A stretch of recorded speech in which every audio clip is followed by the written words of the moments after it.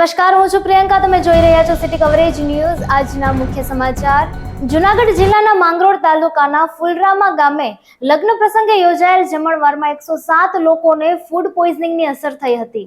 તમામને માણાવદર પ્રાથમિક આરોગ્ય કેન્દ્રમાં દાખલ કર્યા હતા. જોકે હાલ તમામની હાલત સ્થિર હોવાનું જાણવા મળી રહ્યું છે. ફુલરામા ગામે ગત રાત્રિના નાથાભાઈ પરમારના પુત્ર રવિના લગ્ન હતા. આ લગ્ન પ્રસંગમાં ભોજન સમારોહ યોજાયો હતો. લગ્ન પ્રસંગના આ જમણવારમાં ફ્રૂટ સલાડ, ગુલાબજાંબુ અને બરફી જેવી મીઠાઈ સહિતની વાનગીઓ પીરસવામાં આવી હતી. ત્યારે જમણવાર બાદ 85 જેટલા લોકોને ફૂડ પોઈઝનિંગની અસર થઈ હતી, જેને પગલે તમામને માણાવદર પ્રાથમિક આરોગ્ય કેન્દ્રમાં સારવાર અર્થે દાખલ કરવામાં આવ્યા હતા. જોકે પ્રાથમિક સારવાર આપ્યા બાદ તમામની હાલત સ્થિર હોવાનું જાણવા મળી રહ્યું છે. ઢોલના તાલે વસૂલી.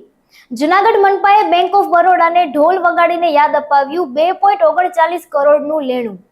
જૂનાગઢ મહાનગરપાલિકાએ બેંક ઓફ બરોડા પાસેથી 2.39 કરોડનું ભાડું વસૂલવા માટે ઢોલ નગારા વગાડ્યા છે. આઝાદ ચોક સિટી બસ સ્ટેશન પાસેની કોર્પોરેશન હસ્તકની અગાસી બેંક ઓફ બરોડાને ભાડે આપેલ હતી. જોકે બેંકે 10 વર્ષથી ભાડું ચૂકવ્યું ન હોવાથી કોર્ટમાં કેસ કરવામાં આવ્યો હતો.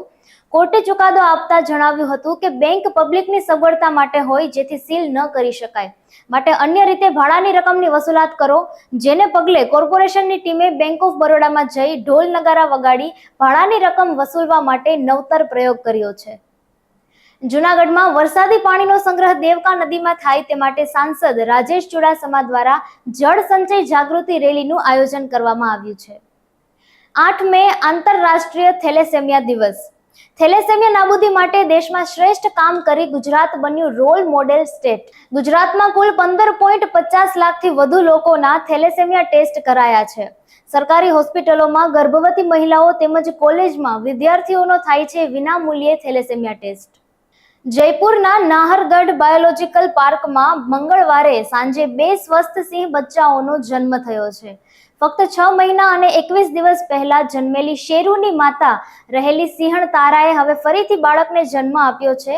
લગભગ 8 વર્ષની તારા ગુજરાતની સિંહ શક્તિ સાથે રહે છે.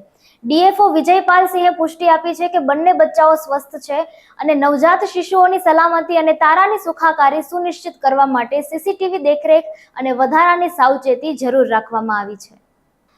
કર્નલ સોફિયા કુરેશી ગુજરાતની રહેવાસી છે. કર્નલ સોફિયા કુરેશી તેણે પૂનામાં બહુરાષ્ટ્રીય સેના અભ્યાસ એક્સરસાઇઝ ફોર્સ 18માં ભારતીય સેનાની ટુકડીની કમાન સંભાળી હતી. આવું કરનાર તે પ્રથમ મહિલા અધિકારી છે. 35 વર્ષીય કર્નલ સોફિયા કુરેશી 2016માં એક્સરસાઇઝ ફોર્સ 18 મિલિટરી ડ્રીલનો ભાગ રહી ચૂકી છે. તેણે બાયોકેમિસ્ટ્રીની ડિગ્રી મેળવી છે. લગભગ 6 વર્ષથી તેણે સંયુક્ત રાષ્ટ્ર શાંતિ મિશનમાં ભારત વતી યોગદાન આપ્યું છે અને કોંગોમાં આ મિશન પૂર્ણ કર્યું છે. ગુજરાતની રહેવાસી સોફિયા કુરેશી એક આર્મી પરિવારમાંથી આવે છે. તેમના દાદા ભારતીય સેનામાં સેવા આપી ચૂક્યા છે અને તેમના પિતા પણ થોડા સમય માટે સેનામાં સેવા આપી હતી. સિટી કવરેજ ન્યૂઝના ડેઇલી અપડેટ માટે અમારી ચેનલને લાઇક કરો, શેર કરો અને સબસ્ક્રાઇબ કરો. આવતીકાલે મળીશું ફરી નવા સમાચારો સાથે. City coverage news, Junagadh.